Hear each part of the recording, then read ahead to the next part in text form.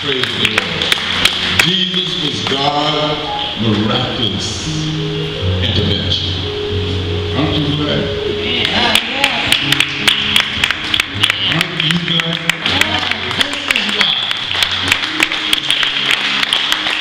When we come into the house of God, this is why Sister Mama, Pastor Mama, Pastor Porter, Sister Butler, this is why we want to instill in you guys, be joyful when you come to me.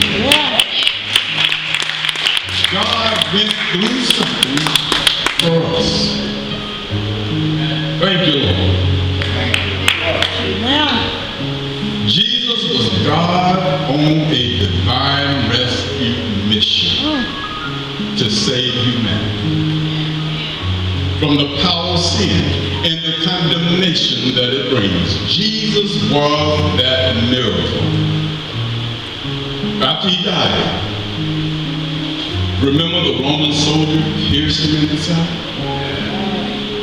verifying his death, and yet again fulfilling specific prophecies, proving that he was who he said he was. All of this was prophesied in the Old Testament. And it was all brought to the cross, proving that Jesus was the Son of the living God.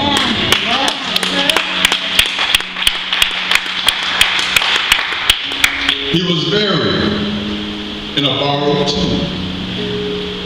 But after 3 days, he literally conquered death and rose to life again. He was seen by hundreds of people for over 40 days. The Bible says in Acts 1 and 3, to whom also he showed himself alive after his passion by many infallible proofs, being seen of them 40 days, and speaking of the things pertaining to the kingdom of God. Did you get what I just said? Infallible. Infallible means this thing is incapable of an error. You could not make an error saying this right. When they sold you, when they wrote this into the Word of God, it could not no way, shape, form, or fashion be understood. When he came back to life, he was seen by these people. Not liable to mislead or deceive or disappoint. Listen, hey, listen to what I'm saying. It was not a legend. It was not a lie. It was proven infallible. Now, what does this mean for you? First, Jesus' death paid the price for your sins, for my sins. Your debt can truly be paid and forgiven because of what Jesus accomplished when he said, "It is finished." He was saying, it's paid in full. You understand what I'm saying? It was paid in full. It is done. There's nothing on earth that we can do to save our souls. It's already done. Jesus paid the price. It is finished. Second, his resurrection made a new birth possible. You know you're born of your mom and dad, right? But when you come to Christ, you are reborn. Rebirth. Because Jesus conquered death completely. He not only offered you payment for sin, but he offers you a brand new kind of life, a brand new spiritual identity. A miracle can be complete because Jesus rose again.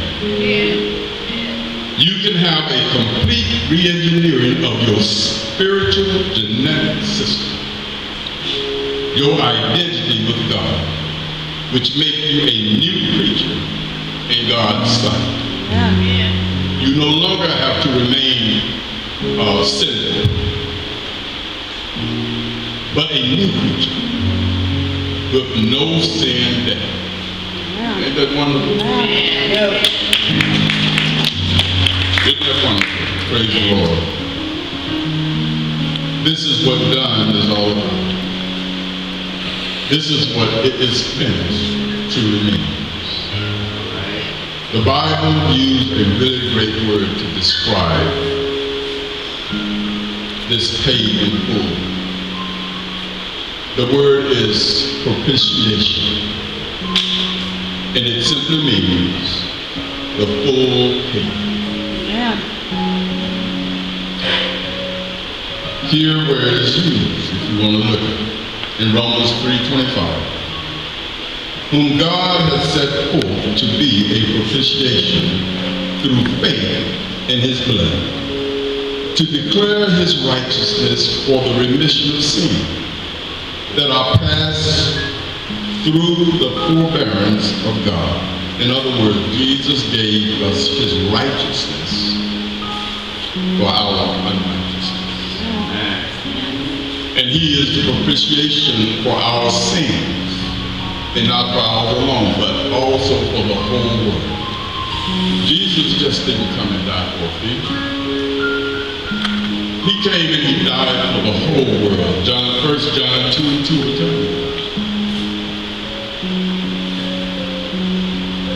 Here in love, not that we love God, but that he loved us and sent his son to be the propitiation for our sins. 1 John 4:10. In other words, he was sent for our atoning sacrifice. He was our atoning sacrifice. The Bible also called what Jesus did reconciliation. What does it mean? To restore.